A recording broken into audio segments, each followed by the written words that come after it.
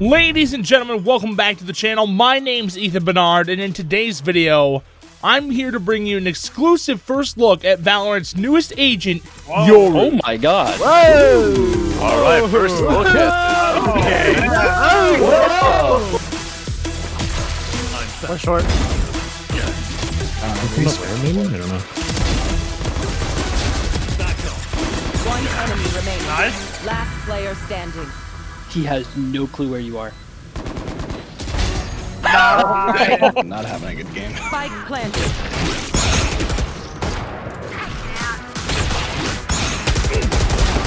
Okay. Cutting through. One enemy remaining. Last guy is 24 HP. I'm back. There we go. Nice. Rob is breaking the balance, dude. One enemy remaining. I didn't even hear him. You have in here, I heard him running up the school. One enemy Oh, that was nasty! Run. One enemy remaining. It's like just go back and forth.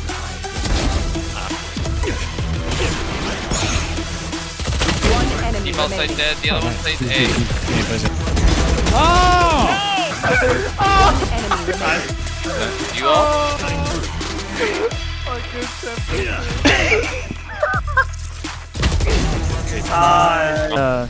Dude, how do you pronounce it? Euro? Oh my god, I hate Euro. this. Euro. Isn't there an I in his name? Euro? I thought it was Yoru. Wait. I thought it was Yoru too. It's Oh my god, Yoru. this sucks. Yoru. It's not Holy like shit, the dude. currency, not the currency. Alright, now that we've had our fun, let me explain to you exactly what the hell was just happening in the clips you just watched. Yoru is Riot's first infiltrating duelist. He uses an array of abilities to reposition himself and fake out the enemy team. Ideally, Yoru players should be lurking around the map, causing chaos and getting picks from behind. Before we get into Yoru's crazy ability set, I wanted to give a special thanks to the folks at Riot Games for inviting me out to play the character early. Even though we didn't really have a chance to grab a lot of gameplay because there were so many people who needed to play as Yoru, the event was still a blast, and it's always a pleasure working with them and meeting new creators. With that out of the way, let's hop into Yoru's ability set. Yoru's first ability is called Fake Out. He equips an echo that mimics footsteps when activated. When you left click this ability, it sends out an array of fake footsteps straight forward from where you're looking, and when you right click this ability, it puts them down on the ground for you to activate later, much like Killjoy's Nano Swarm. The primary use of this is distract enemies and create fake pushes even from across the map if you wanted to. If you had this thought in mind, you could actually place two of these down with the right click, walk over to your team on the other side of the map, and then activate them both at once to make it sound like multiple players are pushing a site that your team's not even on. Right click, like I said, will put it on the ground without actually launching it off directly. Then you can look at the icon through the map or just look at it in general, press your activate key, and it will send out the footsteps in whatever direction you were facing when you placed them originally. This lasts a lot longer than you'd expect, right? You'd expect this to last like a few seconds. No, this lasts like over 10 seconds, guys. But it will stop if it hits an object or if it hits the wall on the wrong direction. If it hits a wall at a slant, it'll continue until the end of the wall or until it hits a corner. But either way, this can be thrown a long distance. Another thing to note about Fake Out is that both charges can be acted simultaneously, like I said. So if you wanted to, you could activate them both at the same time.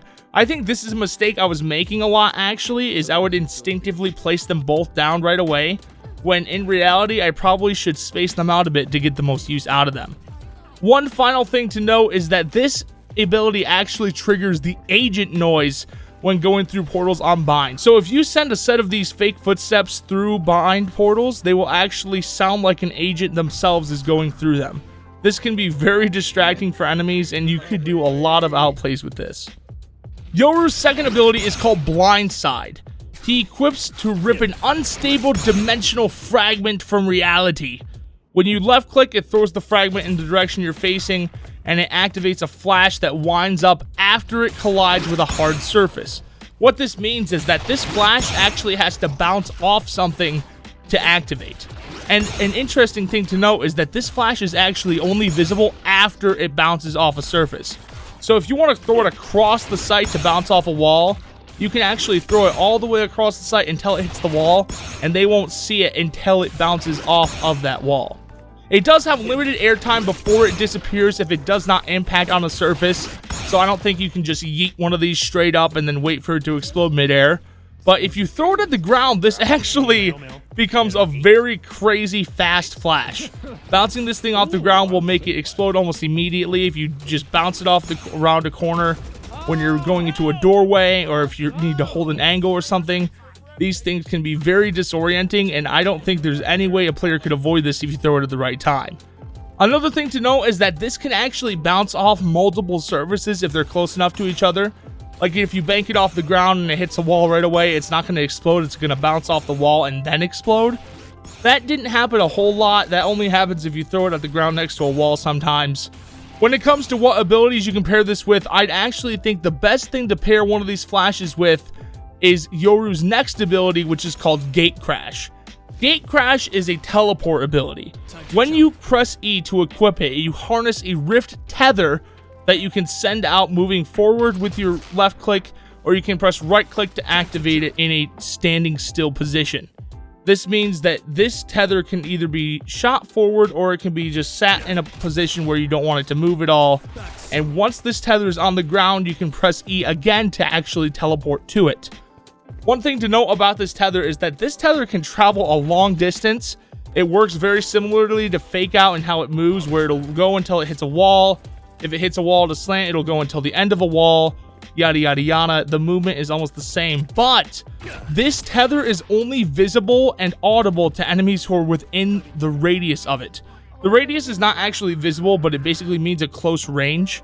So if anyone's close enough to it, they will be able to see and hear it. But if it's over a few meters away from the enemies, they won't be able to see or hear this thing.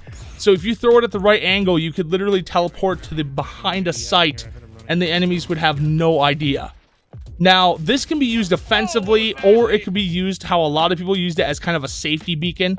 We had a lot of players who would place this in our spawn or place it next to our teammates and then do a stupid push and then use it as kind of a get out of jail card, where if they were in any danger, they would just press E and then poof, they were back.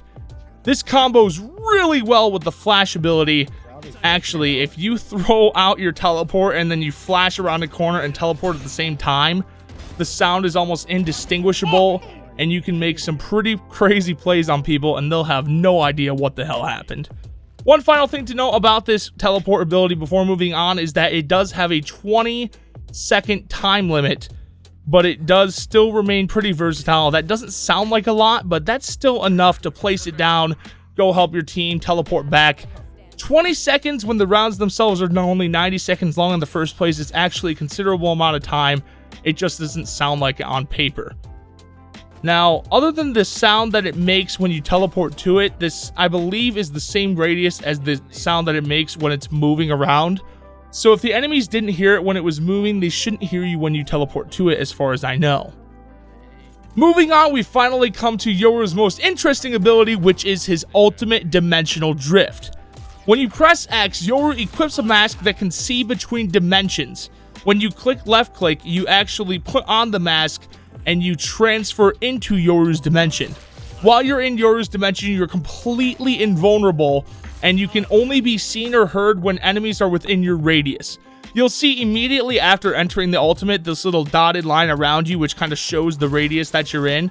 Anyone inside this radius will be able to sense your presence, but they won't be able to deal any damage to you. This combos really well with the TP for getting picks behind enemy lines.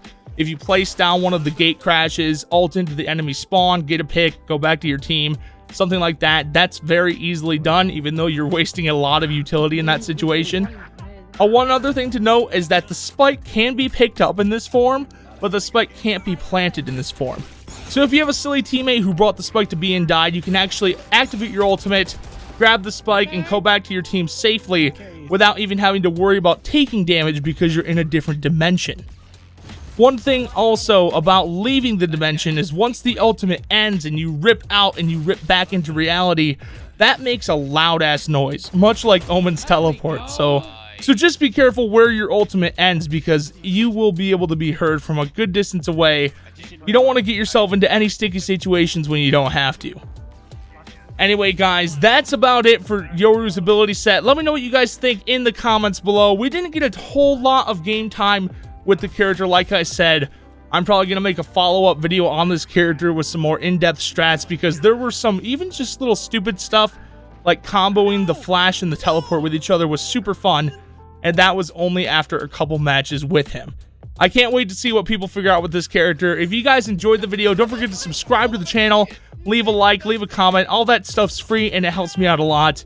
If there's any Valorant videos you guys want to see, feel free to let me know down in the comments below.